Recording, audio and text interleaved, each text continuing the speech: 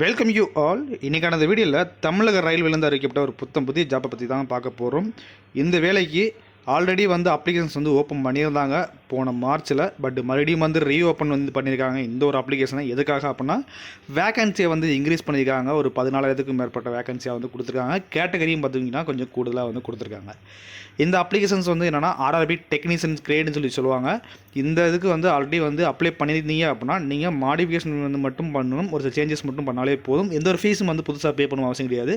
இல்லை இந்த வீடியோ இப்போ தான் பார்த்துக்கிட்டு இருக்கீங்க, புதுசாக இந்த வேலைக்கு அப்ளை பண்ண போகிறீங்க அப்படின்னா நீங்கள் ஃபீஸ் எல்லாம் பே பண்ணணும். பட் ஃப்ரெஷ்ஷாகவே ரிஜிஸ்ட்ரேஷன் பண்ணி நீங்கள் அப்ளை பண்ணணும். இதை பற்றி வீடியோவில் ஃபுல்லாக தகவல் பார்க்க முன்னாடி நம்ம சேனலுக்கு தான் ஃபஸ்ட் டைம் வியூவர் ஆகினா மறக்காமல் சேனலை சப்ஸ்கிரைப் பண்ணிட்டு பாருங்கள். இந்த வேலைக்கான நோட்டிஃபிகேஷன் பார்த்திங்க அப்படின்னா ஆல்ரெடி ஓப்பனிங் டேட் 9/3/2024 8/4/2024 வரைக்கும் கொடுத்துருந்தாங்க. இப்போ ரீஓப்பன் பண்ணியிருக்காங்க மறுபடியும். என்ன போஸ்டிங்னா டெக்னீஷியன் கிரேட் 1 அண்ட் கிரேட் 3ங்கிற போஸ்ட்டு. இதுக்கு முன்னாடி நோட்டிஃபிகேஷன் ரிலீஸ் பண்ணியிருந்தாங்க. இதெல்லாம் பார்த்து அப்ளை பண்ணியிருந்தீங்க அப்படின்னா ஓகே. இல்லை இதுதான் ஃபஸ்ட் டைம் பார்த்துருக்கீங்க அப்படின்னா ஃபுல்லாக வீடியோ ஸ்கிப் பண்ணாமல் பாருங்கள். இதில் பார்த்திங்க அப்படின்னா இந்த அப்ளிகேஷன்ஸ் க்ளோஸ் பண்ணதுக்கு அப்புறம் மறுபடியும் ஆர்டனம் 1 ஆர்டனம் 2ன்னு சொல்லி ஒரு நோட்டிஃபிகேஷன் மாதிரி ரிலீஸ் பண்ணியிருந்தாங்க அட்வர்டைஸ்மெண்ட்டை. அதில் என்ன சொல்லியிருந்தாங்கன்னா கேட்டகரியை கூட்டியிருக்காங்க. அதாவது ஒரு 22 கேட்டகரி எக்ஸ்ட்ரா கூட்டி ஒரு 40 கேட்டகரியாக கொடுத்துருக்காங்க. நம்ம தமிழ்நாட்டிலும் ஒரு 2,700 வேகன்சியாக அவங்க இன்க்ரீஸ் பண்ணியிருக்காங்க. அது மட்டும் இல்லாமல் இதுக்கான இம்பார்ட்டன்ட் நோட்டீஸில் தான் நம்ம இன்றைக்கி அப்ளை பண்ணுறதுக்கான டேட்டையுமே ரீஓப்பன் பண்ணியிருக்காங்க. ஃபோட்டோ அப்ளை பண்ணுறதுக்கான என்ன இன்ஸ்ட்ரக்ஷனையும் தெளிவாக கொடுத்துருக்காங்க. இது சம்மந்தமாக ஆர்டனம் 1ல் பார்த்திங்க அப்படின்னா என்ன கொடுத்துருக்காங்க அப்படின்னா இதுக்கு முன்னாடி 9,144 வேகன்சி இருந்துச்சு. அண்டு ஓப்பன் லைனில் ஒரு 18 கேட்டகரி இருந்துச்சு அப்படி மாதிரி கொடுத்தாங்க ஓப்பன் லைனில். இப்போ மறுபடியும் ஒர்க் ஷாப் அண்டு ப்ளஸ் பியூஎஸ்ன்னு சொல்லி பார்த்திங்க அப்படின்னா 22 கேட்டகரி எக்ஸ்ட்ரா ஆட் பண்ணியிருக்கிறதாகவும் அதுக்கான வேகன்சியாக டோட்டலாக 14,298 வேகன்சி கொடுத்ததாகவும் அறிவிச்சிருக்காங்க. 40 கேட்டகரி டோட்டலாக வந்திருக்குது. ப்ரீவியஸாக 18 கேட்டகரி இருந்திருக்கு. இப்போ நியூவாக 22 கேட்டகரி கொடுத்து 40 கேட்டகரியில் ஒரு 14,298 வேகன்சியாக இன்க்ரீஸ் பண்ணியிருக்காங்க. இப்போ இந்த ஒரு ஒர்க் ஷாப் அண்டு பிஎஸ்சில் பார்த்தீங்க அப்படின்னா வேகன்சி இன்க்ரீஸ் பண்ணிக்கிறனால நீங்கள் ஒரு சில மாடிஃபிகேஷன் இந்த அப்ளிகேஷன் சேஞ்ச் பண்ணணும். அது எப்படிங்கிறத அடுத்த வீடியோவில் சொல்கிறேன். பட் இப்போ இதுக்கான குவாலிஃபிகேஷன் என்னங்கிறத செக் பண்ணணும். ஏன்னா புதுசாக உங்களுக்காக கண்டிப்பாக அப்ளை பண்ணுறதுக்கு எப்படிங்கிறத உங்களுக்கு தெரியணுங்கிறதுக்காக இதுக்கான குவாலிஃபிகேஷனாக வேகன்சிலாம் எப்படி இருக்குன்னு பார்த்துக்குருவோம். இதில் ஒவ்வொரு கேட்டகரிக்கும் ஒவ்வொரு குவாலிஃபிகேஷன் கொடுத்துருப்பாங்க.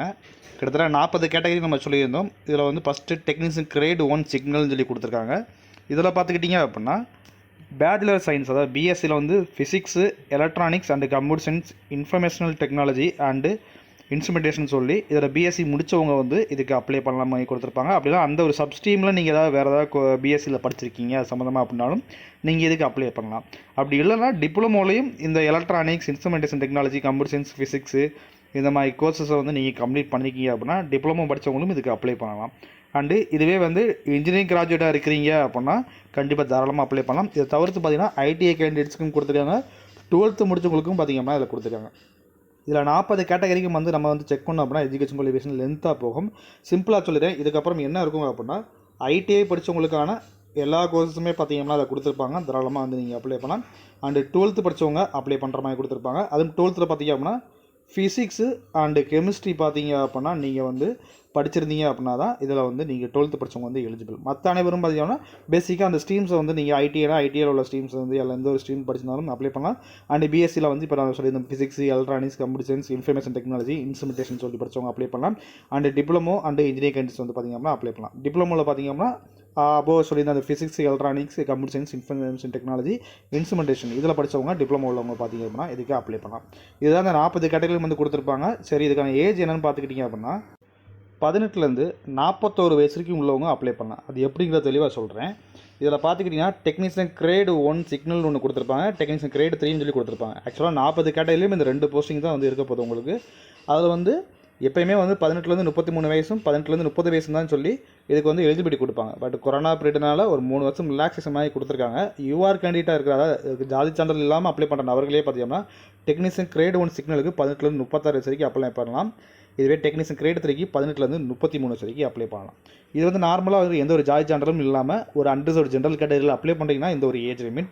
இதுவே எஸ்சி எஸ்டியாக இருக்கிறீங்க அப்படின்னா ஒரு 5 இயர்ஸ் ஏஜ் ரிலாக்ஷன் கொடுக்காங்க. அதாவது அந்த கூடுதல் ஏஜில் நீங்கள் 5 வருஷம் எக்ஸ்டெண்ட் பண்ணிக்கலாம். அதாவது 36 அப்படின்னா அதுலேருந்து 5 வருஷம் அப்படின்னா 41 வயசு வரைக்கும் அப்ளை பண்ணலாம். 33 அப்படின்னா அதுலேருந்து 38 வயசு வரைக்கும் பார்த்தீங்கன்னா எஸ்சி எஸ்டி கேட்டகரி உள்ளவங்க அப்ளை பண்ணலாம். இதுவே ஓபிசியாக இருக்கிறீங்க அப்படின்னா 3 இயர்ஸ் வந்து ஏஜ் ரிலாக்ஷன் கொடுக்காங்க. இதில் 39 இதில் 36 வயசு வரைக்கும் பார்த்தீங்க அப்படின்னா அப்ளை பண்ணலாம். இதில் ஓபிசினா என்னென்னு பார்த்துக்கிட்டிங்க அப்படின்னா நம்ம தமிழ்நாட்டில் உள்ளவங்க BC Muslims, MBC, DNC, DNT இவங்க எல்லாருமே பார்த்தீங்க அப்படின்னா ஓபிசி தான். ஆனால் பட் என்ன அப்படின்னா ஓபிசிங்கிற சர்டிஃபிகேட் ஒன்று நீங்கள் வேலிடிட்டியாக இசேவை மூலிமா அப்ளை பண்ணி ரெடியாக வச்சுருந்தீங்க அப்படின்னா இந்த ரிலாக்ஸேஷனை நீங்கள் பயன்படுத்தலாம் தாராளமாக. இதுதான் ஏஜ் லிமிட். இதில் ஏதாவது டவுட் இருக்குது அப்படின்னா கமெண்ட் பாக்ஸில் வந்து கேள்விகள் எதுவும் கேளுங்க, கண்டிப்பாக அதுக்கு பதில் சொல்லுவேன். அது மட்டும் இல்லாமல் இதில் தமிழில் தான் வந்து பார்த்திங்க அப்படின்னா டெஸ்ட் வந்து முழுமையாக உங்களுக்கு இருக்க போது. தாராளமாக வந்து நீங்கள் தமிழில் வந்து ஒரே ஒரு டெஸ்ட் தான் இருக்குது, அதில் பாஸ் பண்ணிங்க அப்படின்னால டேரெக்டாக வந்து டாக்குமெண்ட் வெரிஃபிகேஷன் வந்து முடிச்சிருவாங்க. உங்களுக்கு வேலை வந்து பெர்மனெண்ட்டாகவே கொடுத்துருவாங்க. சரி, இதுக்கான அப்ளிகேஷன்ஸ் வந்து எப்போ ஓப்பன் பண்ணுறாங்க அப்படின்னா அக்டோபர் 2ஆம் தேதி பார்த்திங்க அப்படின்னா ரிலீஸ் பண்ணுறாங்க. அதாவது ரீஓப்பன் பண்ணுறாங்க இந்த அப்ளிகேஷனை.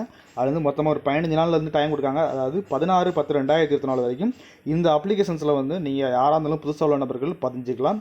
இல்லை எக்ஸிட்டிங்காக ஆல்ரெடி வந்து பே பண்ணி வச்சு நான் அப்ளை பண்ணியிருக்கேன் இந்த போஸ்டிங் அப்படின்னா நீங்களும் அதில் பார்த்தீங்க அப்படின்னா ஒரு சில மாடிஃபை மட்டும் பண்ணிக்கலாம். அது மாடிஃபை பண்ணுறதுக்காக என்னென்ன எஜுகேஷன் குவாலிஃபிகேஷனை மாடிஃபை பண்ணுற மாதிரி கொடுத்துருப்பாங்க. ரீஅப்லோடிங்கில் வந்து ஃபோட்டோ சைன் அப்லோட் பண்ணுற மாதிரி கொடுத்துருப்பாங்க.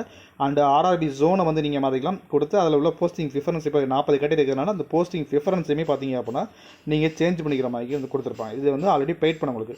இதுவே நியூவாக வந்து அப்ளை பண்ணுறீங்க அப்படின்னா ஃப்ரெஷ் கேட்டகரியில் இப்போ தான் வந்து இந்த போஸ்டிங்க்கு அப்ளை பண்ண போகிறீங்கன்னா நீங்கள் ஃபர்ஸ்ட்டாக வந்து ரிஜிஸ்ட்ரேஷன்லாம் பண்ணி அதை லாகின் பண்ணி எல்லா டீட்டெயில்ஸும் கொடுத்து வந்து தரவாக வந்து அப்ளை பண்ணணும்.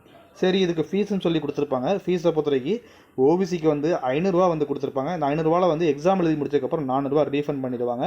அதுக்கப்புறம் எஸ்சிஎஸ்டி கேட்டகரியாக இருக்கிறீங்க அப்படின்னா 250 கொடுப்பாங்க. அண்ட் ஃபீமேல் கேட்டகரிக்கும் பார்த்தீங்கன்னா 250 தான் கொடுப்பாங்க. இந்த 250 பார்த்தீங்கன்னா நீங்கள் எக்ஸாம் எழுதி முடிச்சதுக்கப்புறம் ரீஃபண்ட் பண்ணிடுவாங்க. இதுக்காக நீங்கள் அப்ளை பண்ணும்போது பேங்க் பாஸ்புக் வந்து கண்டிப்பாக அப்லோட் பண்ணுற மாதிரி அந்த பேங்க் டீட்டெயில்ஸை கேட்டிருப்பாங்க. நீங்கள் தெளிவாக வந்து உங்களோட அக்கௌண்ட் நம்பர் வந்து கொடுத்துக்கோங்க. யூஸ்ஃபுல்லாக எப்பயுமே வந்து யூஸில் வச்சிருக்க அக்கௌண்ட்டை மட்டுமே நீங்கள் அதில் ஃபில் பண்ணுங்கள். அப்படின்னா தான் அந்த அமௌண்ட்டு பார்த்தீங்கன்னா உங்களுக்கு ரீஃபண்ட் ஆகும். ஓகே, இது வீடியோ பிடிச்சினா ஒரு லைக் கொடுத்துருங்க. அண்ட் உங்கள் ஃப்ரெண்ட்ஸ் அண்ட் ஃபேமிலி சர்க்கிள் அனைவருக்கும் இந்த ஒரு வீடியோவை ஷேர் பண்ணி அவங்களுக்கு இந்த வேலைவாய்ப்பை தெரியப்படுத்துங்க. நன்றி. அடுத்த வீடியோவில் நல்ல தொடர்ந்து சந்திப்போம்.